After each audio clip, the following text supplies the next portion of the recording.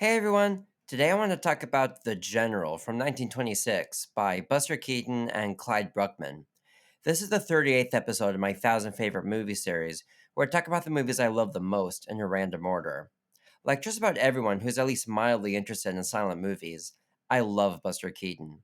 Out of all the famous silent comedians, he was probably the most physically gifted, being an unbelievably graceful stuntman, not unlike Jackie Chan, who put his body on the line for the sake of entertainment, doing it all with his famous stone face.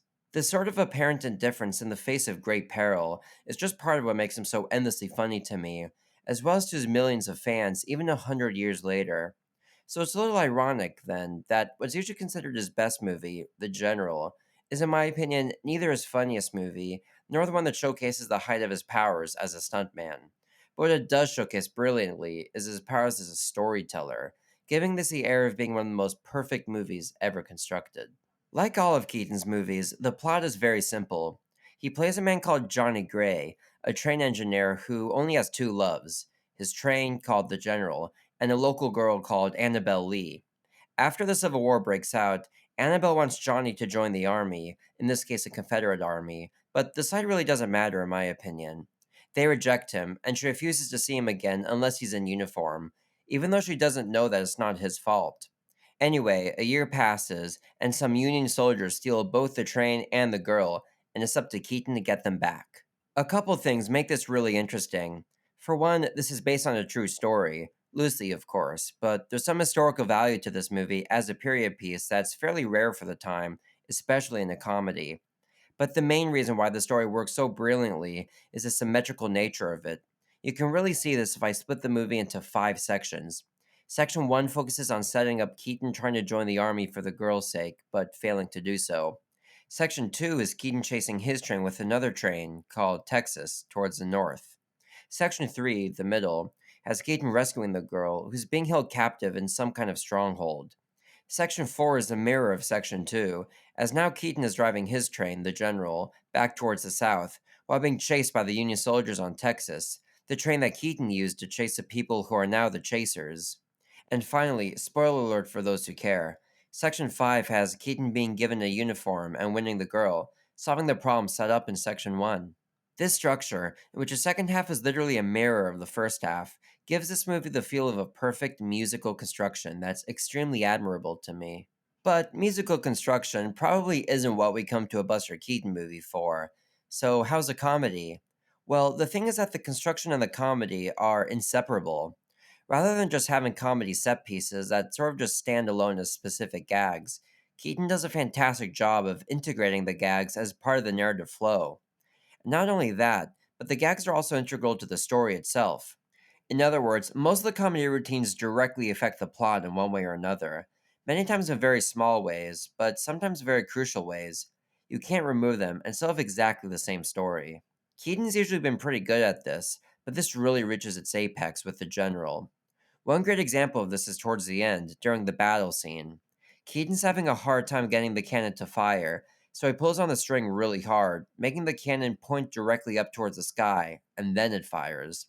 He is confused as he doesn't know where the cannonball is going to land, so he just runs away. But miraculously, it lands on a dam, which somehow makes it just explode, and the raging current chases the soldiers out of the water and ultimately helps towards the Union retreat. There are many more of these integral gags on the train, and they revolve around Keaton trying to chase the other train in the first half and escaping it in the second. One of my favorites is when Keaton messes up part of the train track to slow his pursuers down. Usually, the soldiers have been pretty quick to solve the obstacle set in front of them, but not this time. We keep cutting in and out of the scene with Keaton making progress up ahead, and each time we cut back to the scene, there are more and more people trying to fix it. The cutting back and forth makes this really funny to me, and it's a gag that's crucial to the story, as it takes so long that it gives Keaton enough time to set up his biggest trap. Not every joke is as critical as this one, as many of them simply temporarily slow one of the trains down for a bit, but all the jokes happen as the narrative is continuously pressing forward, represented by the forward motion of the trains, so that it never feels like the comedy lags the story. Which leads me to Keaton's performance. I said earlier that this may not be his best movie in terms of pure stunt work, but damn, that's a really high bar. He's still a wonder in this movie, and showcases it in many ways. Firstly, there's the ease by which he controls the entire train. He literally has to do all the jobs required to run a train by himself, although he does get a little help from the girl in the second half. Everything from cutting firewood, to starting and stopping the train, to clearing and creating all the obstacles, to giving it much needed water, to operating the cannon, he has to do it all. And because of the camera angle that looks at the train from the side, we see him effortlessly moving all around the train like it's nothing. It's like this giant machine is just a toy to him.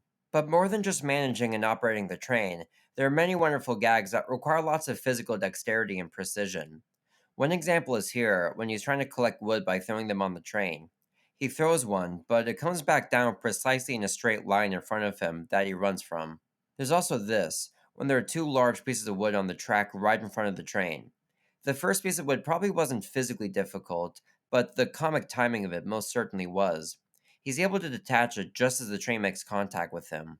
But the second piece of wood looks much more difficult, where he throws the first one onto it, removing it from the track. Both stunts were likely extremely risky, as who knows what could have happened if the train had hit them as they're lodged in the track. There are also gags that happen with the trains themselves, combined with Keaton's actions and reactions.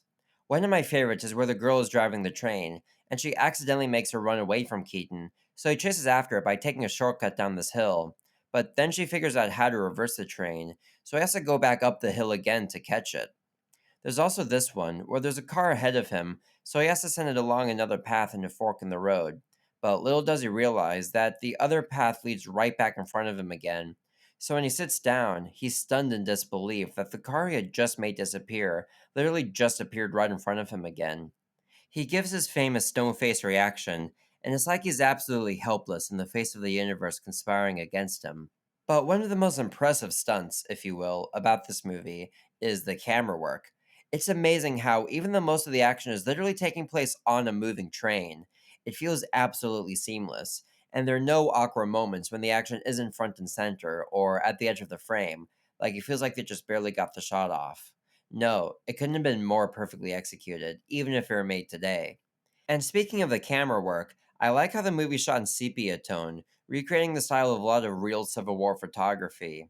I'm sure this was done deliberately, and it goes to show how much they cared about authenticity. Although in section 3, it switches from sepia to a kind of bluish tint when it's dark, and it's also beautiful and evocative. There are also a couple of amazing shots when lightning strikes, like here when it hits a tree, or here when it reveals a bear in the background. Now for my favorite moments, and let me just say that these were really easy to select. The first is another testament to the great camera work. We start with this shot, which is brilliant in its own right in the poses of the soldiers, with how they're pointing their rifles, and one of them is holding the attachment rod thing.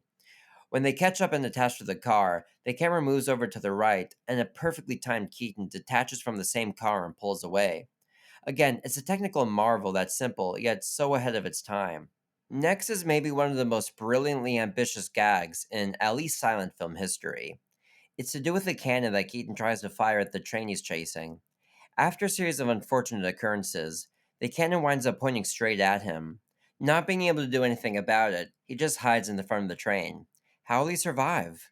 Thankfully, there's a curve in the track, and it fires just as it bends, missing the train. But not only does it miss the train, it nearly hits the other train far off in the distance, and it makes the soldiers scared that they're being ambushed by an army or something. Of course, the timing of this gag is just next level, but it's also kind of profound in a way. Sometimes the universe conspires against you, but sometimes it conspires with you. And like the later canon gag that I already mentioned, sometimes your accidents can actually work in your favor. Finally, I've been successfully bearing the lead the whole video and not talking about my final favorite moment, the most famous shot of the movie, as well as the most expensive shot in silent film history. Those of you who've seen my video about the bridge on the River Kwai might remember me saying that its scene of the bridge collapsing with the train on it wasn't the best such scene in movie history. Well, I'm here to tell you that it's this scene. For one, this plays unedited without a cut, so I can see it clearly in all its splendor. It also has a certain immediacy to it that the one in the later film lacks. It's sudden, forceful, and just plain epic. And speaking of epic, what happens next also fits that description, where we see the Union in the background and the Confederacy in the foreground, with the corpse of the train and collapsed bridge right in the middle. So, in the end, what I love about The General is that while it's not the Keaton movie that will necessarily produce the most belly laughs, it's the one that has the most impact, not only due to its textbook perfect construction and narrative development, but also due to its sheer ambition. On top of being a fun Keaton comedy, it's a grand action adventure in its own right. I haven't even mentioned the influence that this has probably had purely as a chase movie, and it's even hard not to think of Star Wars when Keaton, as part of the rebel forces, rescues a girl from the enemy fortress disguised as an enemy soldier. Every time I watch this movie, I always think of the famous Orson Welles quote from before he made Citizen Kane, when he called his studio, quote, the greatest electric train set a boy ever had. Well, this movie is that quote actualized, as Keaton was able to turn these huge machines, history, and the world around him into something resembling a train set, perfectly controlling everything and making it seem as easy as a boy playing with his toys. It's one of my 1,000 favorite movies. Thanks for watching my video. Go show makoto ni arigatou gozaimasu. Have you seen The General? Let me know what you think in the comments. I think of all my favorite movies as my friends, and I think of my audience as friends too. Remember, I upload a new video every Friday, so if you want to help me complete this 1,000 favorite movies epic, don't forget to like and subscribe.